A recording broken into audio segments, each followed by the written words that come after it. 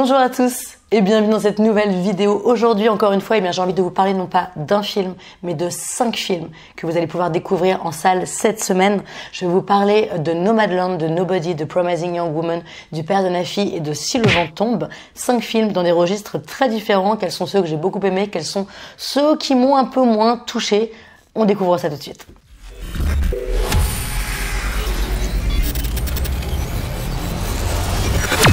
Et on commence tout de suite avec Nomadland, l'Oscar du meilleur film de l'année, tout simplement un film réalisé par Chloé Zhao, qui devient la seule femme à avoir obtenu cet Oscar avec Catherine Bigelow, évidemment, pour Des mineurs.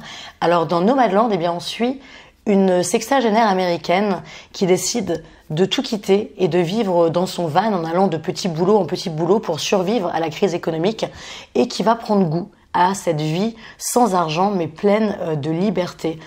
Nomadland, c'est un film qui parvient à être poétique et politique, puisque le personnage principal remet complètement en question tous les fondements de la société capitaliste. Et c'est un film qui prône autant la beauté de la solitude que la beauté de la vie en communauté. La mise en scène épouse merveilleusement bien tous les états d'âme de l'héroïne.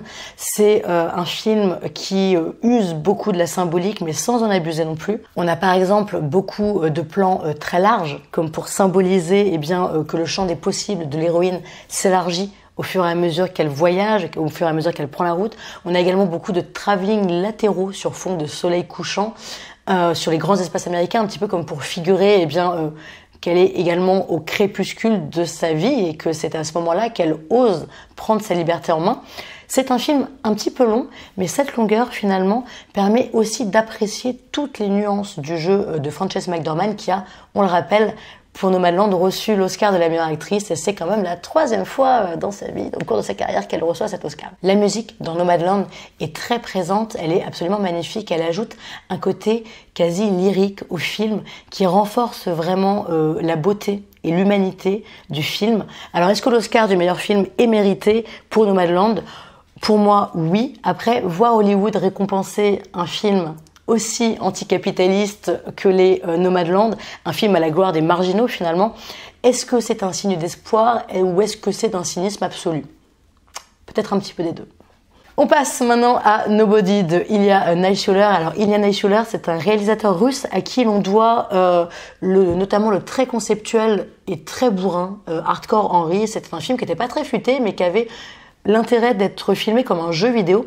Et Nobody est également scénarisé, écrit par Derek Kolstad qui est le scénariste de John Wick. Et d'ailleurs, regardez comme le hasard fait bien les choses.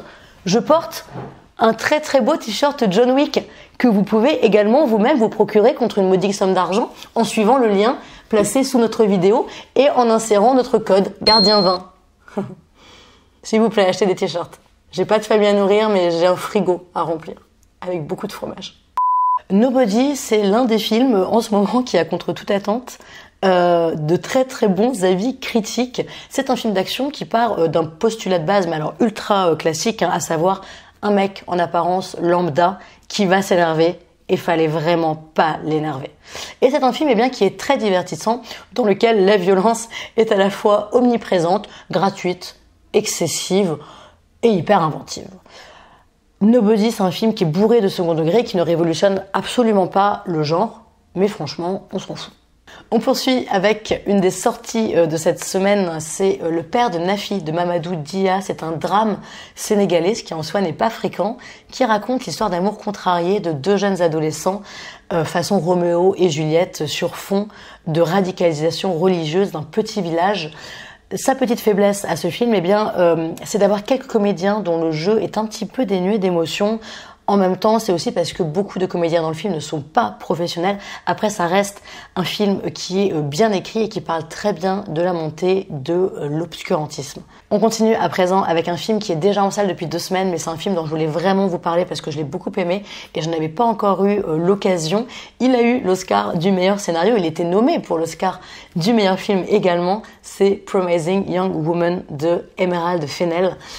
Alors la jeune femme pleine de promesses du titre, puisque le titre signifie cela, est incarnée par la merveilleuse, l'incroyable Carey Mulligan qui illumine déjà Shame et Drive, entre autres. Je vous conseille également le film Never Let Me Go avec elle si vous ne l'avez pas vu.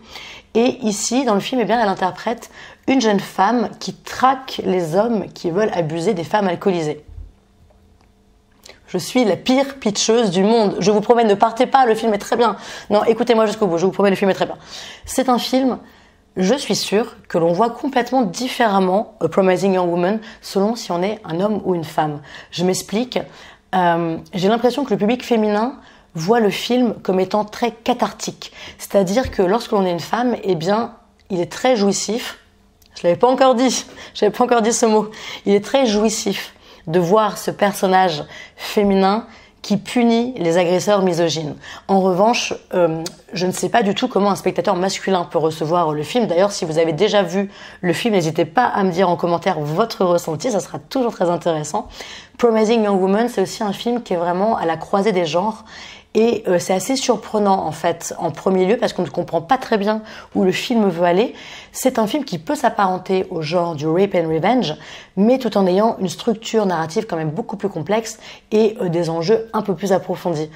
C'est un film, en dehors de ses indéniables qualités techniques, qui fait réfléchir sur ce que l'on appelle la culture du viol et qui fait réfléchir sur l'omniprésence des violences sexistes dans notre société, tout en étant très divertissant, je précise. On va terminer cette vidéo à présent avec Si le vent tombe de Nora Martirosyan. C'est sans doute le seul film qui se déroule dans le Haut-Karabagh que vous pourrez voir. Le Haut-Karabagh, c'est un tout petit pays en fait qui s'est proclamé république assez récemment et dans lequel, eh bien, dans le film arrive un expert français qui est chargé de réaliser un audit pour un aéroport. Alors je vous le concède, c'est le pitch le moins sexy du monde, mais c'est un film avec une atmosphère vraiment assez unique et avec des acteurs qui vous cueillent, notamment aïe. Mais c'est un film avec une atmosphère assez unique et des comédiens qui vous cueillent vraiment, notamment Grégoire Collin. Alors on dit souvent qu'un acteur c'est un corps et une voix. Enfin, c'est moi en fait qui dis souvent ça, c'est vrai. Et ça se vérifie dans le cas de Grégoire Collin, qui est un acteur français qui est vraiment très félin, très singulier, très troublant. C'est un film, Si le vent tombe, qui est teinté de fantastique. Alors le fantastique, je le rappelle, c'est lorsque l'inexplicable surgit dans le quotidien, pour dire ça simplement. Oui, j'ai fait elle. Oui, j'ai fait elle. Et ici, on est même dans le fantastique social, c'est-à-dire, c'est un genre hybride que j'aime beaucoup personnellement, le fantastique social, un genre où l'incursion d'éléments surnaturels vient souligner un cinéma réaliste avec des problématiques sociales. Et les deux genres qui sont pourtant à première vue complètement antagonistes vont finalement s'équilibrer. C'est un film, Si le vent tombe, qui a failli ne pas se faire. La guerre qui avait cessé il y a 30 ans a repris juste après le tournage et du coup le film apparaît un petit peu comme un témoignage finalement de ce court moment où le pays a connu la paix et ça lui donne une dimension assez particulière. Voilà, c'est la fin de cette vidéo. Merci de l'avoir regardée. N'hésitez pas à me dire quel film vous tente dans les commentaires. N'hésitez pas à me dire également quel film vous avez déjà vu et à me donner votre avis dessus. J'ai hâte de vous lire. À la semaine prochaine. On passe à Nobody de Ilya Naishuller. En fait, on prononce Naishuller. Bah vas-y, ça va la pute. Je recommence. Je regarde, c'était gros. Et Nobody est également écrit par le scénariste de John Wick, dont j'ai oublié le nom.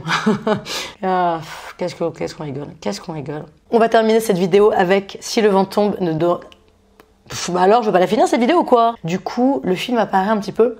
Et voilà, ça y est, genre. Un